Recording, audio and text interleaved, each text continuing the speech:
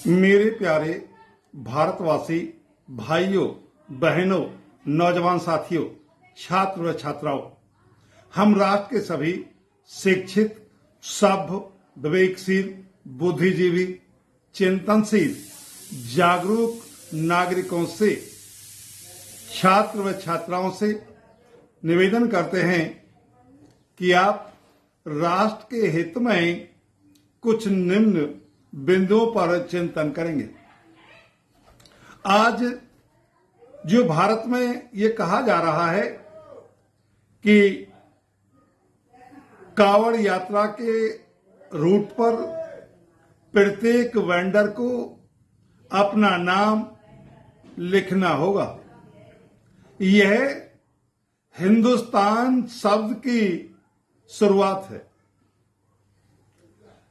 हिंदुस्तान यदि है तो हिंदुओं का होगा, और हिंदुओं का होगा तो मुसलमान, सिख, ईसाई, पारसी, जैन, बौद्ध, अनुसूचित जाति, जनजाति, अनपिछड़ा वर्ग और देश की आधी आबादी महिलाओं को कोई अधिकार नहीं होगा।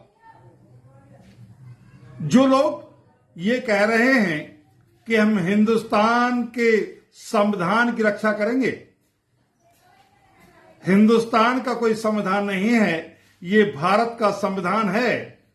सभी पत्रकार बंधु, एंकर बंधु, देश के शिक्षित और विवेकशील लोग जो हिंदुस्तान शब्द का उपयोग कर रहे हैं, उन्हें ये अभी उसकी एक वानगी मात्र है।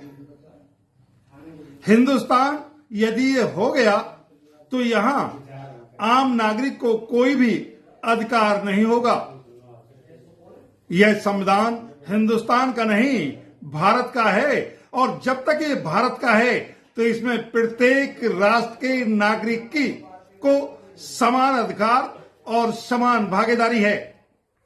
इस भारत के संविधान को संरक्षण का दायित्व राष्ट्र के प्रत्येक नागरिक का है। हमारा राष्ट्र के सभी शिक्षित, सब विवेकशील नागरिकों से निवेदन है कि जो राजनेता हिंदुस्तान का संविधान बचाने की हाथ में संविधान लेकर ये बचाने का प्रयास कर रहे हैं, वो दिशाहीन हैं और उद्देश्यहीन हैं। उन्हें शायद ये तक जानकारी नहीं है कि ये देश, ये संविधान भारत का संविधान है, जिसमें प्रत्येक नागरिक, महिला, पुरुष और बच्चे सभी की सामाजिक, आर्थिक और राजनीतिक रूप से समान भागीदारी है। यह लड़ाई नहीं बल्कि जागरूकता का काम है। देश के प्रत्येक नागरिक को नीट की परीक्षा, हर समय शोषण, हर जगह असमानता, अशिक्षा, ये सारी चीजें इस हिंदुस्तान के एक वानगी भर हैं। जिस दिन सही अर्थों में हिंदुस्तान हो जाएगा, उस दिन महिलाओं की स्थिति वही जो पहले उपहार की वस्तु, उपभोग की वस्तु, वंश परंपरा चलाने की मशीन, पैर की जूती समझ जाती थी, जिसकी सारी स्वतंत्रता समाप्त हो जाएगी। रोजगार के अवसर, संपत्ति के अवसर छिन जाएंगे, समाप्त हो जाएंगे। आज की तरह न वो पढ़ लिख सकेगी, न डॉक्टर या वकील बन सकेगी, न सीएम बनने के सपने, पीएम बनने के सपने देख सकेगी, और न ही वो स्वतंत्रता के साथ रील बना सकेगी, और न स्वतंत्रता पूर्वक जीवन जी सकेगी। इस देश के प्रत्येक जागरूक, चिंतनशील नागरिकों को, जो अपने आप को देश में समानता चाहता है, इंसानियत साथ जीना चाहता है, उसे समझना होगा कि ये भारत का संविधान है, और भारत का संविधान है तो भारत के प्रत्येक नागरिक का उसमें समान अधिकार है, और यदि समान अधिकार है तो उसे बचाने का दायित्व भी राष्ट्र के प्रत्येक नागरिक का ही है। यह इस देश के नौजवानों के साथ अशिक्षित बनाकर चंद पूंजीपतियों को बेहिसाब दौलत इकट्ठा करके देश को लूटकर कुछ लोगों को फायदा पहुंचाने का काम, ये हिंदुस्तान का एक स्वरूप है, छोटा सा, भारत का नहीं। भारत का स्वरूप है कि भारत के संविधान के उद्देश्य का जो ये बताती है सामाजिक, आर्थिक और राजनीतिक न्याय, वो सब में बराबरी की बात करती है।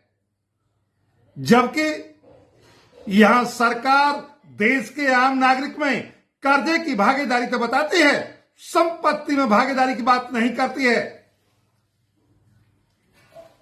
इस वर्तमान सरकार को चलवाने में, बनाने में सबसे ज्यादा योगदान देश के अनुसूचित जाति और जनजाति के 131 सांसदों का है।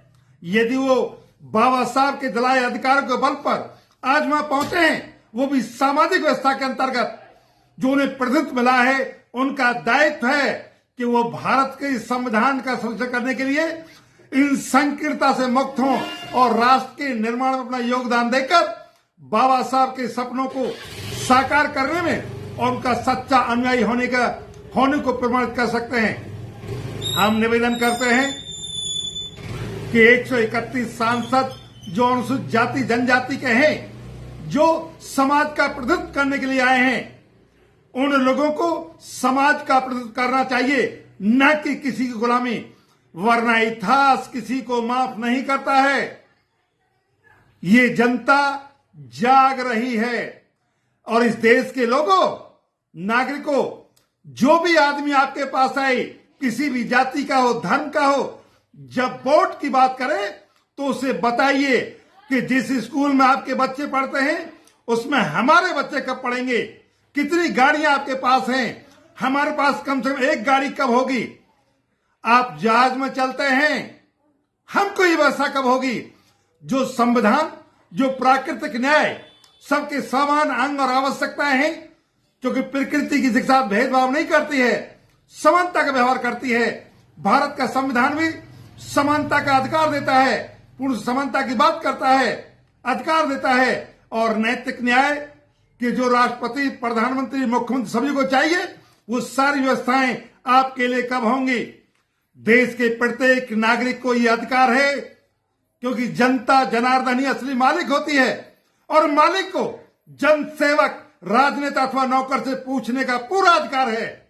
वो अपने अधिकार का उपयोग करे और एक बार पुनः अनुसूचित जाति जनजाति के जो बाबा साहब के दिलाए अधिकारों के बल पर सुविधाओं का और संपत्ति, अन्य चीजों का लाभ और उपयोग तो कर रहे हैं, उनके दिलाए गए दायित्वों का निर्वहन नहीं कर रहे हैं। आपको दायित्वों के निर्वहन करने पर चिंतन करना चाहिए, वरना आने वाले समय में इस समाज के जागरूक लोग, विवेक शिक्षित सब लोग जब आपसे पूछेंगे तो निश्चित आपको शर्मसार होना पड़ेगा। आप शर्मसार होने से बचेंगे और देश के भविष्य के निर्माण में अपना सक्रिय योगदान भी कर सकेंगे। ऐसा करके आप हमारी आशा को विश्वास बदल देंगे। हम सभी देशवासियों को तथा देश के सभी अनुसूचित जाति जनजाति के सांसद विधायकों को धन्यवाद देते हैं कि वो अपने कर्तव्यों का निर्वहन करेंगे। इसी आशा और विश्वास के साथ आप सभी को हार्दिक शुभकामनाओं के साथ हार्दिक धन्यवाद।